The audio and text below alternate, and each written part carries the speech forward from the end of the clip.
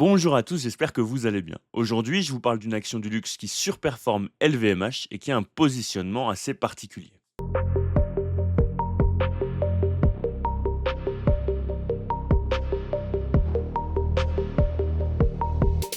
Comme d'habitude, avant de commencer, je voulais vous remercier. On est quasiment 17 000 abonnés sur la chaîne. C'est grâce à vous. Pour ceux qui ne le sont pas encore, n'hésitez pas à vous abonner, à mettre un petit like et puis à laisser un commentaire sous la vidéo. Pour ceux qui le souhaitent, si vous voulez aller plus loin, vous avez encore la promo sur le Club des investisseurs rationnels qui est disponible jusqu'au 15 décembre. Vous avez accès à mes ordres d'achat, aux ordres d'achat de la communauté. Vous pouvez échanger avec la communauté. Vous pouvez me poser des questions. Je fais des reviews toutes les semaines, etc., etc. Allez, je vous embête pas plus longtemps, on attaque de suite avec la courbe que vous avez en bleu, qui est l'action qu'on va analyser aujourd'hui comparée à la performance de LVMH, la courbe que vous avez en vert. Et vous voyez que pour LVMH, pardon, on a eu un réel retournement avec des points bas de plus en plus bas et des points hauts de plus en plus bas, alors que l'action qu'on analyse aujourd'hui continue sa tendance haussière avec des points bas de plus en plus hauts et des points hauts, eux aussi, de plus en plus hauts. Et l'action qu'on va analyser aujourd'hui avec mon bel accent français, c'est Brunello Cucinelli. C'est une marque italienne de luxe qui a été fondée dans les années 1980. Elle est connue notamment pour ses vêtements en cachemire, hein. Il y a une grosse demande mondiale pour ses vêtements en cachemire. Et surtout, ce qui la différencie, c'est son positionnement et son approche éthique et durable qui met en avant le respect des employés et l'environnement, hein, qui est au cœur de ses activités. Hop, on va se faire les petits fondamentaux. Je me déplace juste là, je me réduis toutes mes confuses. Hop, et je vous affiche tout. Voilà, parfait. Alors, on est sur une société qui a de très beaux fondamentaux, avec une très belle rentabilité. Le seul, entre guillemets, couac qu'on pourrait identifier, c'est le fait que sur les 10 dernières années, elle était rentable que 9 années, en partie à cause du Covid. Hop, je vous montre ça juste ici. Vous voyez, effectivement, pour le Covid, on a perdu un petit peu d'argent, mais globalement, on a des revenus qui sont croissants. Et le Covid, c'est un événement exceptionnel, il faut quand même le prendre en compte, mais voilà, il ne faut pas que ce soit crucial non plus dans notre prise de décision. On est sur une société qui a quand même un endettement, un endettement qui est stable sur les 4 derniers exercices, avec un cash qui globalement a tendance à légèrement augmenter. Globalement, hein, si on regarde la santé financière, on a une très belle santé financière avec un score d'Altman qui est ultra safe. Donc pour le coup, c'est plutôt rassurant.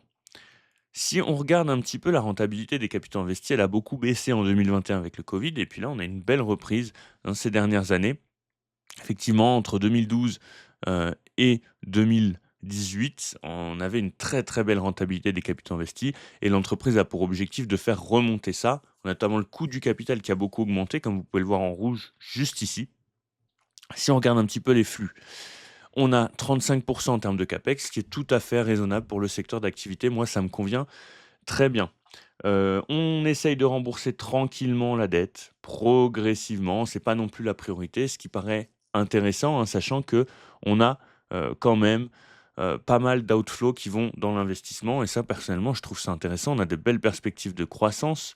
Si on regarde un petit peu, hop, on est sur du 11 anticipé, hein, en termes de croissance, 10,5 avec un PEG à 1,72, ce qui est en dessous de la moyenne historique, mais ce qui reste effectivement, un petit peu élevé pour l'instant. Si on regarde un petit peu sur Morning, on a un score de croissance de 14 qui est stable, un score de sûreté du dividende de 12 avec une croissance du dividende sur les 5 dernières années de 19 par an, ce qui est assez énorme, hein.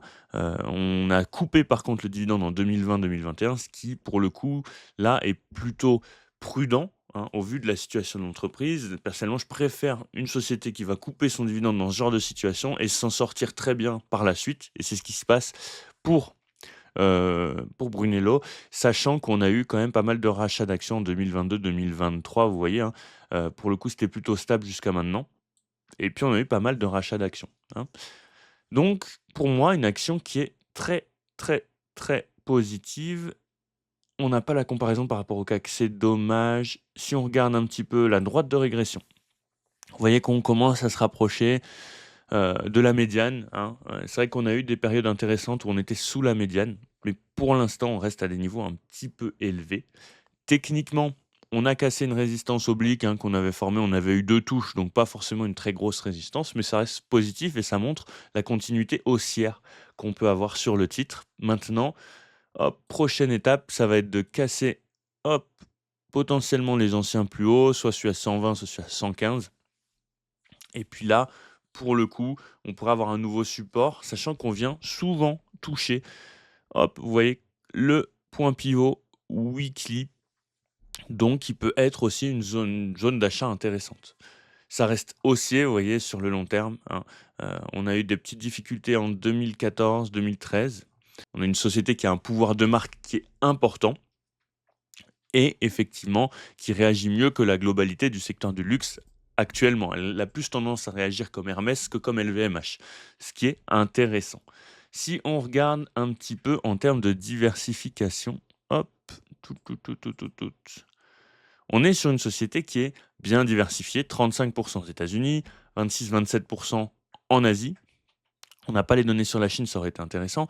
11% en Italie et le reste sur le reste de l'Europe avec 26%, ce qui représente à peu près 37%, globalement 37-38% en Europe. Donc moi je trouve ça très intéressant. On est sur une très belle marque. Voilà, je voulais vous faire part de cette société. C'est une boîte qu'on a découvert sur le Club des investisseurs rationnels récemment, qu'on a analysé à plusieurs reprises et dont je voulais vous faire part. Si vous voulez soutenir la chaîne, vous pouvez souscrire. Si vous êtes déjà abonné, c'est à la place du bouton abonnement. Vous pouvez aussi liker la vidéo, la commenter et puis vous abonner si vous ne l'avez pas encore fait.